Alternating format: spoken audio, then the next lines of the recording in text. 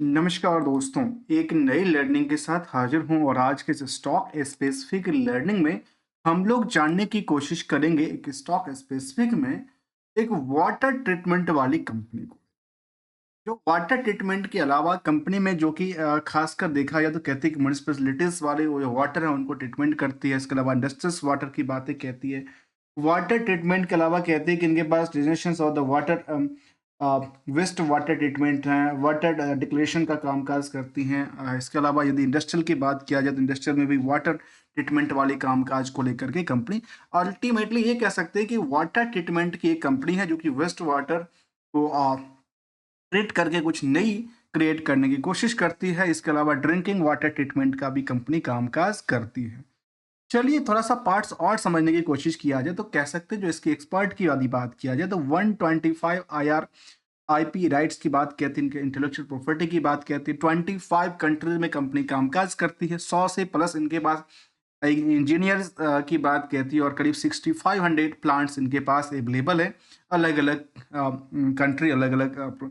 Areas के अंदर की बात किया जाए तो जिसमें कुछ पहलू की तरफ हम ध्यान देने की कोशिश करेंगे। जो बीएससी एनएससी लिस्टेड कंपनी रही है पिछले कुछ दिनों की चार्ट ग्राफ के मुताबिक मार्केट में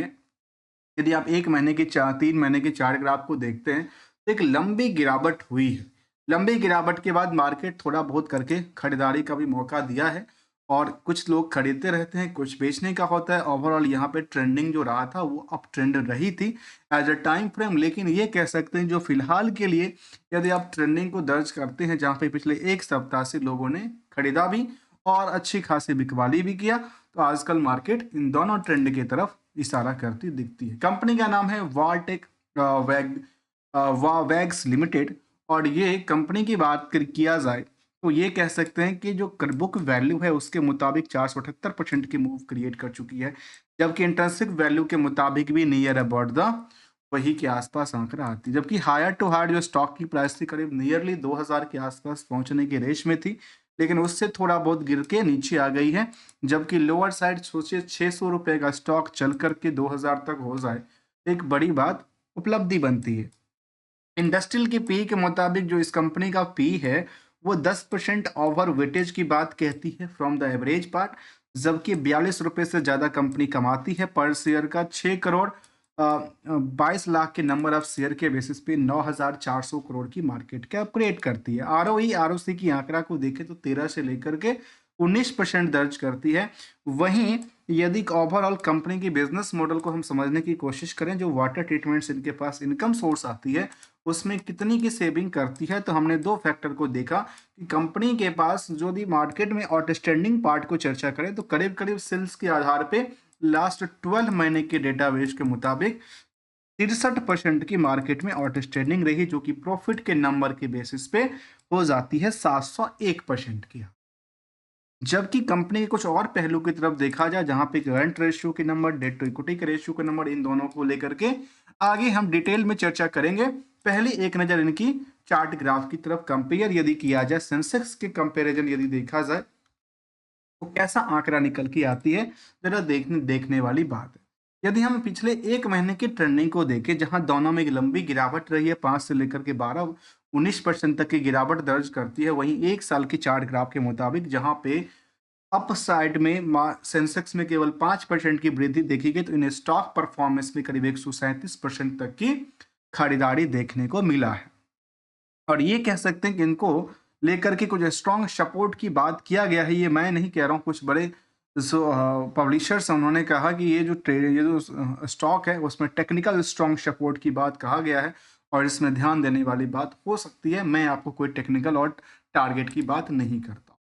यदि इनकी फाइनेंशियल पोजीशन के मुताबिक आप देखते हैं इस कंपनी को, तो जो ट्रेंड रहा है ईयर ऑन ईयर बेसिस के मुताबिक उसमें पिछले साल के मुताबिक 3% से लेकर के गिरावट रही। जबकि अदर सोर्स ऑफ इनकम को देखा गया तो पिछले साल के मुकाबले करीब 1700% से ज्यादा की वृद्धि देखी गई। वहीं दूसरी तरफ क्वार्टरली डेटाबेस को देखेंगे तो इसके मुताबिक कंपनी में ये देखा गया कि वाई वाई के मुताबिक 5% से ज्यादा वृद्धि थी। तो दूसरी तरफ हमने देखा कि नेट इनकम सोर्स में 17% से ज्यादा की वृद्धि दर्ज किया। वही आधार जो है वो इनके क्यू और क्यू से थोड़ा सा बेटर उन्होंने साबित करती दिखी है।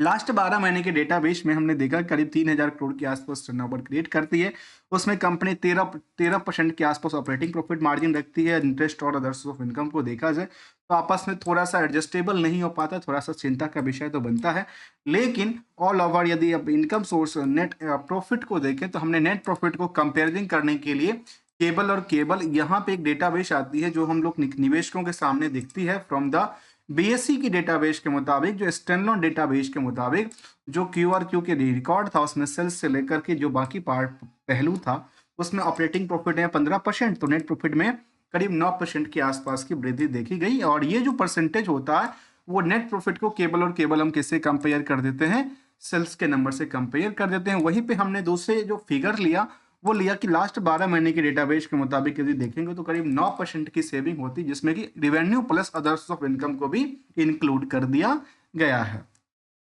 इसके अलावा ट्रेंडिंग का सिचुएशन के मुताबिक यदि हम पीयर्स को कंपेयर करते हैं तो ये सामने दिखता है कि जो ये कंपनी है वह टेक वेगन्स जो कि वाटर ट्रीटमेंट पे कंपनी कामकाज करती है, और इससे जो पीयर्स कंपनी में इसको रखा गया है जिसमें कि लार्सन टोब्रो टेक्नो वाली कंपनी को लेकर के, उसमें लगता है कि कुछ कंपनियों के कंपेरिजन जो इसका पार्ट्स रहा है वो करीब नेट इनकम मार्जिन में 9% की वृद्धि देखी गई, जबकि कुछ कंपनी तो करीब 32% तक की वृद्धि की बात करती है, जो कि अभी रिसेंटली एक लिस्टेड कंपनी था एक्मी सोलर को लेकर के जिसमें 32% तक की वृद्धि देखी गई। दूसरी पहलू में यह भी देखा गया कि रिस्क फैक्टर के मुताबिक कुछ कंपनी में रिस्क फैक्टर ज्यादा था, जिसमें एक रिस्क फैक्टर इनका भी दर्ज करता है जो कि 63% के आसपास मार्केट में आउटस्टैंडिंग बात को लेकर के दर्ज करती है। रिस्क फैक्टर के मुताबिक जो नंबर ऑफ रिस्क था उसको बहुत बड़ी चिंता की विषय ये बन जाता है कि कोई कंपनी यदि सेल्स तो कर रही है, सेल्स के मुताबिक उन्होंने ये भी दर्ज कर दिया, जब हमने प्रॉफिट भी कमा लिया, लेकिन एक्चुअल में जो पैसा था वो आया नहीं, 254 दिन तक फंसा पैसा रह गया, कह सकते हैं कि 8 महीने की टाइम फ्रेम में रह गई। अब 8 महीने की सोचिए, 8 महीने का इंटरेस्ट का पार्ट भी जोड़ के देखिए जहाँ पे रिस्क फ्री की बातें कही जाती है, उसके मुताबिक क्या मार्केट में कुछ का बिजनेस मॉडल कैसा रहा, जबकि कंपनी ने कर्ज लगातार बढ़ाई, तो कर्ज लगा के कंपनी ने किया क्या, तो कोई भी ऐसा फिक्स एसेट्स में जो इंक्रीमेंट था वो देखने को नजर नहीं आई। ऐसा लगता है कि ज्यादातर जो पैसे थे वो उनके मार्केट में उधार पड़े पैसे थे, और जो पैसे देखने को मिला कि सबसे ज्यादा कंपनी रिस्क फैक्टर पे उधार पड़े हुए पैसे पे कामकाज कर रही, मतलब पॉकेट से पैसा लगा रही है, और मार्केट में 1800 करोड़ से ज्यादा के उधार की बात कहती है। कैश भी है थोड़ा बहुत, और कंपनी ने लोन दे रखा है, और लोन किसको दिया, अपने सब्सिडी को दिया या क्या दिया, जबकि H1 के डेटाबेस के मुताबिक यदि कह सकते हैं करीब करीब 1700 करोड़ मैं मान लेता हूँ 1700 करोड़ के टर्नओवर बेस में जो मार्केट की इनकी 1800 करोड़ से ज्यादा की बातें कहते हैं, तो यहाँ पे सोचने वाली बात ये पड़ जाती है कि H1 के डेटाबेस के मुताबिक आप देखेंगे तो ये कह सकते हैं कि जहाँ पे 1700 करोड़ का उन्होंने सेल्स किया था और 1864 करोड़ के आसपास की आउटस्टैंडिंग पड़ी थी, ये यहाँ पे आकर की बहुत बड़ी रिस्क फैक्टर इसमें इंक्लूड कर देता है। इसी को समझने के लिए जब मैंने पीयर्स के को कंपेयर किया तो ये समझ में आया कि रिस्क फैक्टर थोड़ा सा इन कंपनी को लेकर के ज़्यादा बनती है, पर निवेशकों कंटेस्ट जो है उसमें रिस्क फैक्टर हमेशा रहती है। जहाँ पे FIDI की तादाद यदि बनती जाए तो लगता है कि मार्केट में शायद बहुत बड़ी रैली हो सकता है, जहाँ पे government of pension fund global की तरफ से लगा पचा है FIDI की वजह की बात किया जाए, जबकि प्रमोटर की होल्डिंग में अप डाउन का सिचुएशन रहा है। DI की होल्डिंग की बात किया तो इसमें करीब कुछ निवेशक तो हैं, लेकिन वो मोतीलाल ओसवाल ने इसमें अपनी एक फंड के थ्रू पैसा लगाया था, निवेश किया था। जबकि यदि इस कंपनी को लेकर के कह सकते हैं कि इस कंपनी को प्रमोट करने वाले जो हो सकते हैं, जिसमें एक नाम झुनझुनवाला का निकल के आता है, जिनके पास आज भी 8% से ज़्यादा की होल्डिंग बनती है।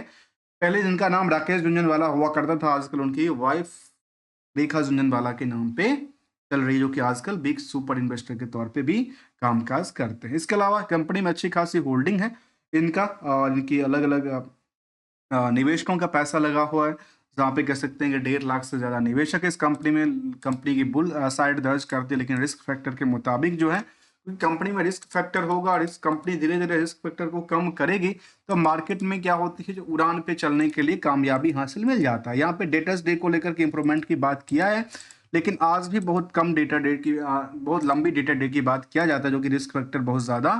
दर्ज करती है। इसके अलावा low interest rate poor sales rate को लेकर के आंकड़ा दिया गया, जबकि ईयर एंड ईयर बेसिस में देखा गया कि सेल्स को लेकर कोई भी बड़ी हलचल नहीं थी, जबकि प्रॉफिट को लेकर अप डाउन का सिचुएशन रहा है। स्टॉक प्राइस में जो फ्लाइंग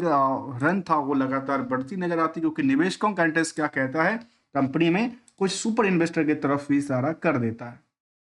इसके अलावा कंपनी को लेकर देखा जाए तो ऑपरेशनल कॉर्पोरेशन ऑफिस को लेकर के इनके पास कहती है कि ये कंपनी कहती है receive the triple recognised from CII-IGBC, जो कि becomes India first operational corporate office to the attends IGBC's net zero waste and the near zero waste net zero energy certificate की बात इन्होंने कहा था। इसको लेकर अपडेट निकल के आया था, और जो इंटीमेशन आया था मीटिंग को लेकर के ये सब चलती रहती है। इसके अलावा कंपनी के पास एक ऑर्डर मिला था रिसेंटली, 1 जनवरी की बात है, चेन्नई पेट्रोलियम कॉर्पोरेशन लिमिटेड से करीब 145 करोड़ की ऑर्डर मिला था। तो ये सब इनको लेकर के सेंटिमेंट तो क्रिएट कर पाती है, लेकिन मार्केट में उछलती कूदती हुई व्यवस्था में मार्केट को क्या होती है, यहाँ पे सिंपल मानता है ये है स्टॉक मार्केट और वो है कंपनी का खुद का बिजनेस मार्केट।